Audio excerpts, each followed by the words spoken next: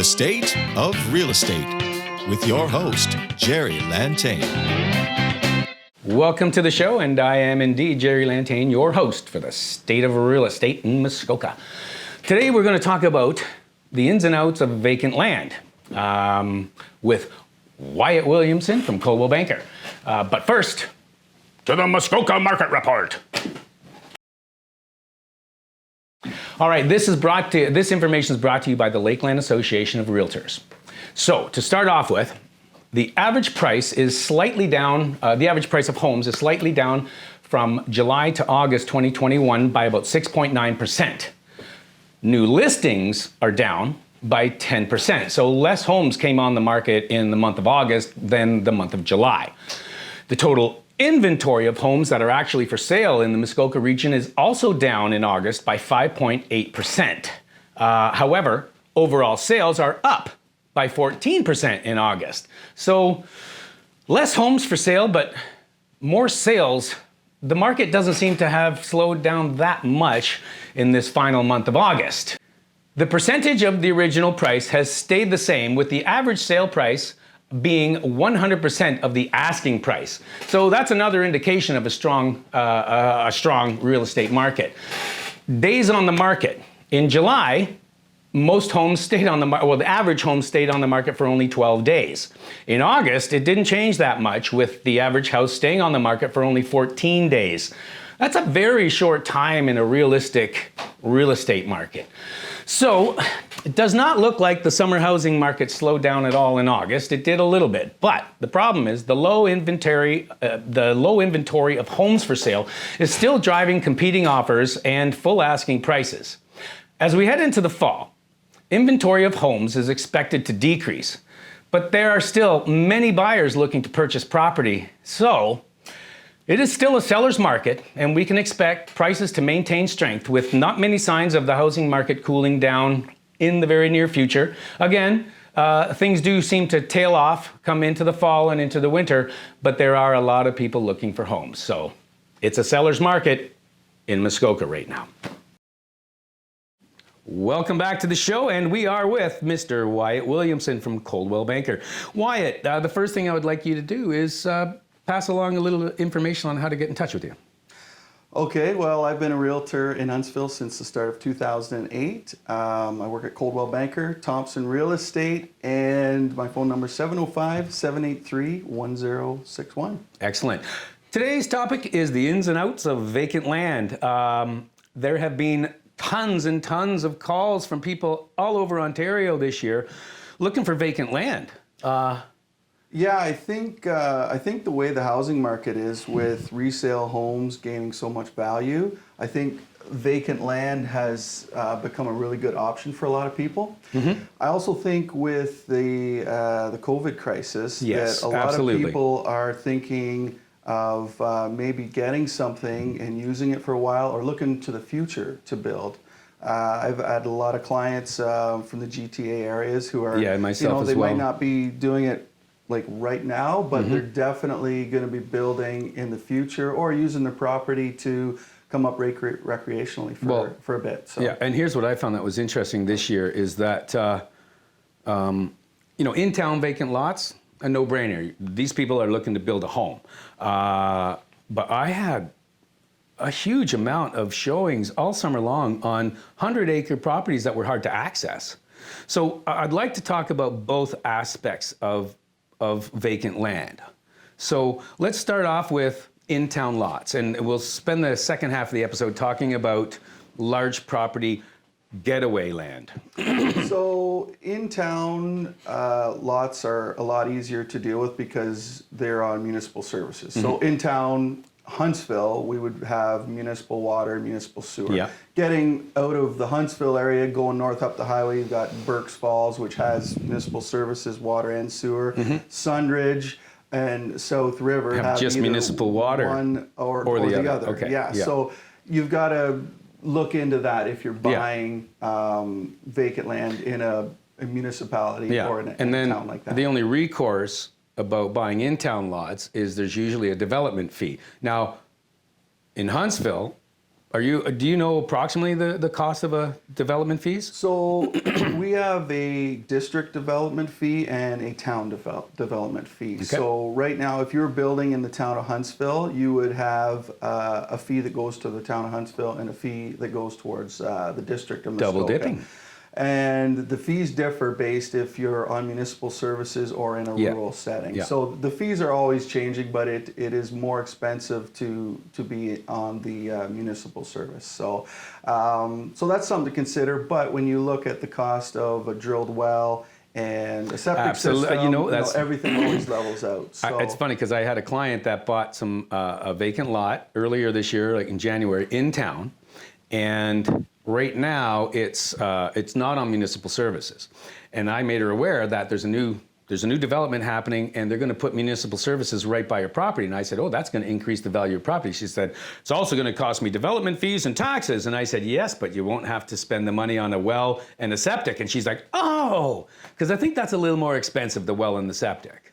Yeah, prices have gone up a lot since COVID. So not so much for the septic systems and that, but for drilled well prices. But a lot of our drilled well contractors are doing guaranteed water. So once you pay, you're going to have your water at some point. Okay. But getting back to the in-town stuff, I think it's important to look into the zoning for what you want to do. If you just want to build a normal residential house, you can do that in most places unless there's commercial zoning. So if you're getting into doing a duplex, triplex, fourplex type of stuff, then you got to start looking more deeply into the zoning. Most zonings always allow for a duplex or an in-law suite, but when you're getting into the triplex, fourplex, then that's But even like R1s and stuff like that, I mean, even if you can apply to get it rezoned to R2.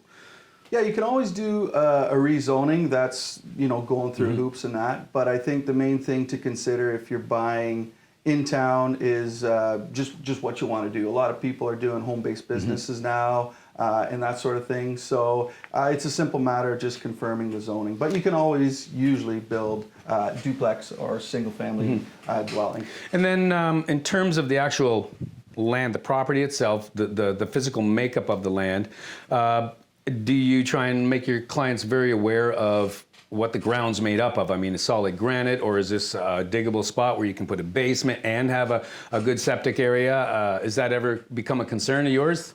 Well, we're in Huntsville and Muskoka, so definitely lots of rock to consider. So one thing I always tell clients is know kind of what you want to do before buying, because if you want to have a slab on grade property, the lot's got to adhere to that, right? If you want to have a full walkout basement or full basement, it just all depends on what you want. So the first thing I always ask a client is that, and sometimes they don't know what they want, so you kind of have to look at a couple places or give them some direction as to what exactly they want, because once you buy it, obviously it's yours. But the good thing about our market right now is even if someone bought a lot today, in 2 years, they've probably made money. Yeah. Even if the market slows down, which it will, we're still going to see our normal increases. We might get back to, 4 to 8% increases instead of this crazy 25, 35% increases, which is unsustainable. Yeah, and that's very interesting you said, because I had a question on the phone not the other day, and that's exactly how I said, I said, basically you're looking at about a 5% increase over the last 15 years. Yeah, it's the historic trend has actually been quite similar to the stock markets, how it's going up like that. I really love real estate because you can use it. It's tangible. You can see it, feel it, use it while it's doing its thing. Yeah. So, I'm a big fan of real estate. Yeah, I'm big as well too, because money in the bank, especially in our inflationary situation, money in the bank decreases in value. So. Yeah, and I think like a lot of people I have to pay my mortgage off and be mortgage free, and that's great. But in my opinion, you're better off using some of that equity you've worked hard for to make more money, So. Getting back to the lay of the land and that kind of stuff, boy, because it's a lot of money to call up an architect and get drawings and designs. is it ever frugal for people to do that before they go looking for land, or buy the land first and then develop your property based on the geography of the land? I think it's good to get in touch with a builder or construction company as soon as you can if they have the time, as long as you kind of know what you want. Yeah, I would like to know what kind of costs are we getting into, ballpark. You don't expect an exact figure, but at least know, okay, you know, it's going to be 400 grand, 300 grand, or per square foot, what it might cost. Yeah, because then you're looking at the value of the land plus the value of what you have to build. Is there a profit margin, or did you actually build something too big to get your money back on down the road? So we're going to cut away for commercials and breaks, and we'll be back later to talk about vacant land on the large scale. We are back with Wyatt Williamson from Coldwell Banker, and we're talking about vacant land today. Let's talk about that phenomenon that took place this summer of people in Toronto. I'm not going to call them preppers, but I'm talking about people who have had enough of the city and they're looking for a large piece of private property where they can start really self-sustainable living. I had tons and tons of clients looking for 100-acre properties or more. When you're looking at these properties, there's a lot of considerations in terms of what you can do with them, how you can access them, and what kind of zonings, because on a property that big, there's lots of different zonings. So what's your experience on this whole thing? So the biggest thing, again, is what do you want to do? So if you want to build a house, if you want to grow vegetables, if you want to have a tiny home, if you want to have multiple units or dwellings, again, it all gets down to the township and the zoning. Number one thing, if you don't have year-round road access, it becomes more difficult in a lot of townships to build anything. For instance, in the town of Huntsville, if you don't have year-round frontage, you could have 100 acres. As long as you have legal access over a road allowance or a seasonal road, you can only build up to 645 square feet, and it's called a woodland retreat. Yes, I was going to say that, yeah. A lot of people think, oh, I've got all this land, I can do all this stuff. No. It depends on, again, specific the zoning, townships, the access. You can go a bit further north, and you can do anything you want. Yes, in the unorganized townships. Yeah, I've actually steered a lot of clients towards that because there's no bylaws. So as long as you build it to the Ontario Building Code, you're good to go. Yeah, basically you're supposed to have the North Bay Mattawa Conservation Authority in for your septic system, and you're supposed to have the electrical authority in for any electrical work. But aside from that, nobody's checking up on anything. Yeah. So a lot of people really like those areas. Now you're looking at hour and 15 minutes to hour and a half from here. Yeah. So for us, it's not too bad going up there. For people from the GTA, you know, they're going from maybe 3 hours to 4.5 hours, right? So, but it gives you a lot of freedom to do many different things. Now, one of the problems with these large properties, and I've had a lot of I've just people that just don't know enough about buying large properties, is in most cases, you can't get a mortgage for a hunk of land.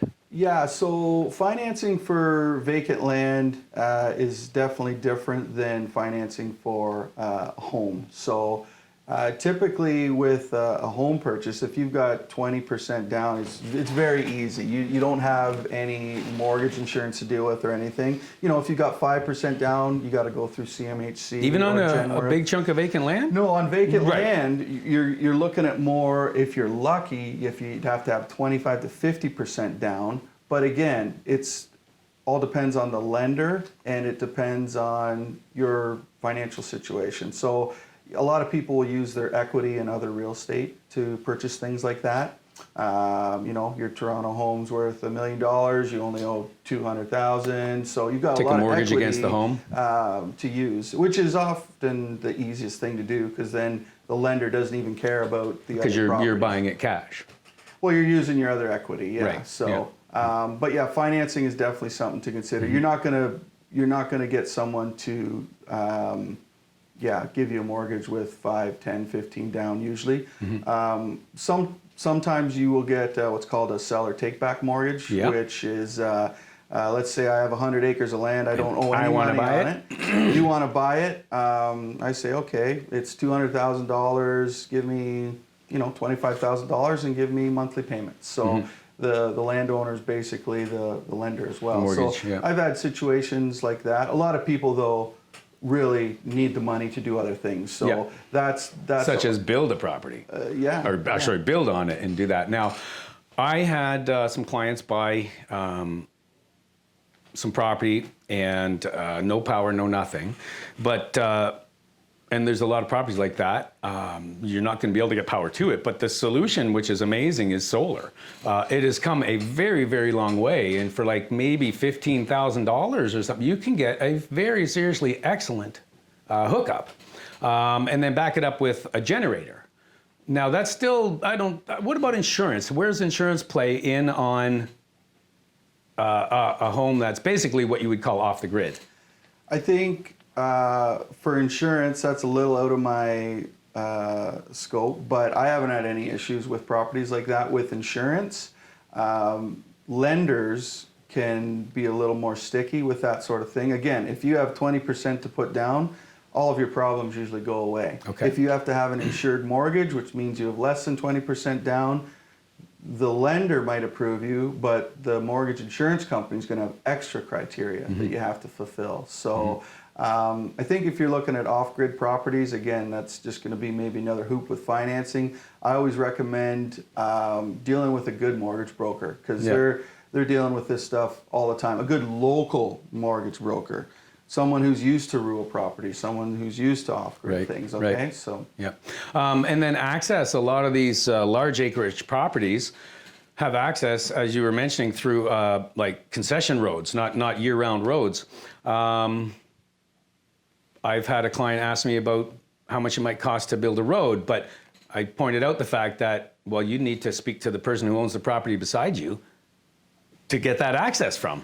Well, depending on how the access is, a lot of our area has what's called unopened road allowances. So every 200 acres, there would be an unopened road allowance going east-west, and then every 10, there'd be one going north-south. So an unopened road allowance is 66 feet wide, and it's a swath of land that's owned by the township.